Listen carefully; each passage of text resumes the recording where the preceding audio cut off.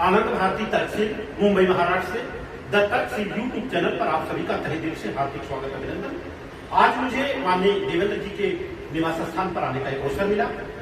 Already ये मुंबई में motorman है और इनका पूरा परिवार आपके साथ दिखे यहाँ पर बैठे हैं। आपका नाम बता दें? हाँ जी, निखिल यादव। अच्छी बात। बड़े से पुत्र आप हैं, छोटे आप हैं, क्या करते हैं? मैं फिजियोथेरेपी की पढ़ाई करता हूँ। जी, अभी कितना दिन तक चलेगा ये पढ़ाई? 1 साल और। 1 साल और चलेगा। आप इनकी जीवन संगिनी है रीता यादव जी, आप माननीय देवेंद्र यादव जी हैं और आप इनके बड़े सुपुत्र हैं। क्या नाम आपका? धीरज यादव। धीरज यादव, बहुत अच्छी बात है। हम आज चर्चा करेंगे कि हम लोग जो एक व्यवस्था परिवर्तन की बात कर रहे हैं उस पर हम लोग जब भी बार बार ये चर्चा करते हैं कि हम अपने भारत से जात पात खत्म हो गए, लेकिन जब शादी ब्याह की बात आती है तो हम लोग क्या करते हैं, यादव है तो यादव में चले जाते हैं। तो देखा जाए तो जो हम लोग कहते हैं वो दरअसल प्रैक्टिकल में नहीं है। और जाति पात खत्म करने के लिए अगर देखा जाए तो जब हम अपनी बिरादरी से उठ करके किसी दूसरी बिरादरी में शादी करेंगे तो जात पात खत्म हो जाएगी, हमारा जहां तक ये मानना है। तो इसमें आप सबसे बड़े हैं तो मैं आपसे जानना चाहूंगा, आप इस पे क्या अपना विचार देना चाहेंगे? मेरा विचार तो यही रहेगा कि इंटरकास्ट जरूरी है। Very good, great. तो मैं जानना चाहूंगा, कहीं आपने अभी तक देखा है क्या अपने लिए लड़की? नहीं, ऐसे तो नहीं। वेरी गुड, अच्छी बात। प्रयास करें, हम लोगों की तरफ से छूट है। यादव जी गलत बोल रहा हूँ कि भाई आप अपने पसंद से अगर आप चुन लें तो अच्छी बात है ना? आप छोटे हैं, कितने साल छोटे हैं आप? 4 साल। 4 साल छोटे हैं। तो जो हमने इनसे चर्चा किया और इन्होंने कहा कि इंटरकास्ट शादी करनी चाहिए, तो इस पे आपका क्या सुझाव रहेगा? बहुत बढ़िया बातें करनी चाहिए ना? बिल्कुल। दरअसल ये सुझाव और ये छूट अगर हमें और यादव को मिला होता तो शायद हम लोग और कहीं होते। सही कह रहा हूँ सर जी? और आज मैं बात करूं माननीय देवेंद्र यादव की, तो सिर्फ और सिर्फ ये जो काम कर रहे हैं खुद जाग गए हैं और लोगों को जगाने का काम कर रहे हैं। ये तो पता है, खुद जाग गए और लोगों को जगाने का काम कर रहे हैं। और ऐसा एक प्रकृति का नियम है कि अगर अपने घर में एक दीपक जला और उसका अपने को प्रकाश मिल रहा है तो उस दीपक से अगर हम दूसरे के घर में उजाला करेंगे तो दरअसल अपने घर में कभी अंधेरा नहीं होगा। ये मेरा मानना है। सही है? तो मैं आज यादव जी मैं आपसे जानना चाहूंगा, आज आपके निवास स्थान पर आया, लोगों को जागरूक करने का काम हम आप कर रहे हैं और दिल से कर रहे हैं, उसमें कोई शक नहीं है। तो लोगों को क्या संदेश देना चाहिए आप? लोगों को संदेश ये देंगे कि 2 दुनिया है, एक झूठ की और एक सच की। जी। तो झूठ की जो दुनिया में जी रहे हैं लोग, उनको पता ही नहीं है कि हम झूठ की दुनिया में जी रहे हैं। जी। वो पहले तो जाने कि ये झूठ है क्या। जी। झूठ बचपन से उसको दिमाग में सिखा दिया गया कि तुम ये हो, तुम फला हो, तुम फला हो, तुम इसे पीछे हो, मतलब उसको इंसान हमने रहने नहीं दिया। जी। तो मानवतावाद है नहीं।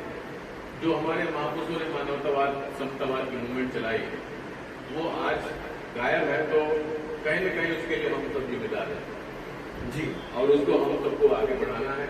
सारे इंसान है। जब गाय माता हो सकती है और इंसान का पानी पिया लोग नहीं पीते हैं, इसका मतलब इसके पीछे एक झूठ का दर्शन पैदा किया गया है। जी। तो हमको सच का दर्शन पैदा करना है, सच के प्रतीकों को खड़ा करना है।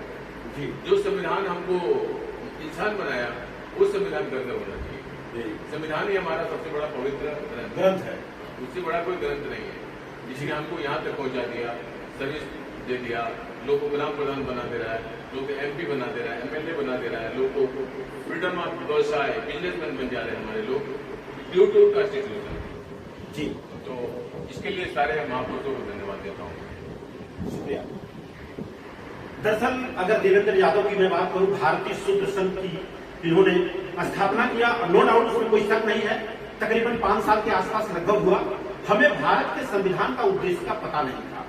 इस बात का दरअसल हमें दुख नहीं है, हमें दुख इस बात का है कि जिसको जानकारी था वो मुझे बताया नहीं। तो बताने का काम भारतीय शूद्र संघ ने किया और ये भारतीय संविधान का उद्देश्य का हम लोग स्मशान में भी बता रहे हैं। किसी के घर में बच्चा पैदा हुआ तो वहां भी संविधान के उद्देश्य की चर्चा कर रहे हैं।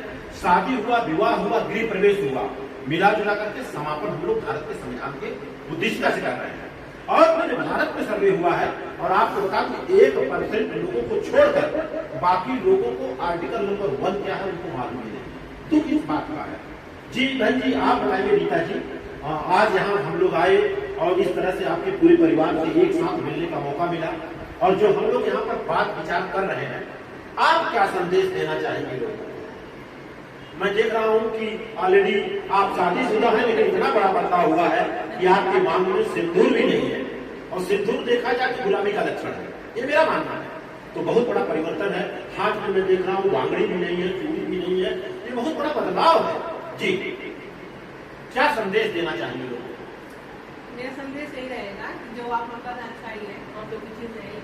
जी, और जैसे हमने बात किया शादी पे, क्योंकि अंतर जाति विवाह का एक ग्रुप चल रहा, संगठन चल रहा है, तो उसमें एक माँ हो करके आप क्या लोगों को संदेश देना चाहेंगे? बच्चे तो बता रहे हैं बहुत अच्छा, नहीं बच्चे अच्छा कर रहे हैं तो अच्छा करेंगे ना। जी जी, आपका समर्थन है 100%? हाँ रहेगा ही, अच्छा करेंगे तो अच्छा ही रहेगा हम लोग। जी जी जी जी। और पहली बात तो मैं दिखाना चाहूंगा, देखिए यहाँ पर महापुरुषों का आपने तस्वीर लगाया है। इसके बाद आप देखिए यहाँ पर जैसे कि हम आपको बताया, और मैं दावे के साथ बोलता हूँ, अगर घर घर इन महापुरुषों को पहुंचा दिया जाए तो सारे बच्चे इनके बारे में जानेंगे। और आपको बता दूं, जब यहाँ पर ये बैनर लगा, प्रतिमा लगा, तो ये घर की जो शोभा है बहुत अच्छा लगा मुझे, है कि नहीं? तो देखिए यहाँ पर एक बैनर है और ये सम्राट अशोक का लाट इन्होंने रखा है और एक बुद्ध की प्रतिमा, एक प्रतीक के रूप में इन्होंने बुद्ध की प्रतिमा भी रखा है। इसी के साथ मैं अपने बातों को विराम दे रहा हूँ। आप सभी का आनंद भारती की तरफ से जय संविधान, जय विज्ञान, जय लोकतंत्र, जय भारत। Thank you.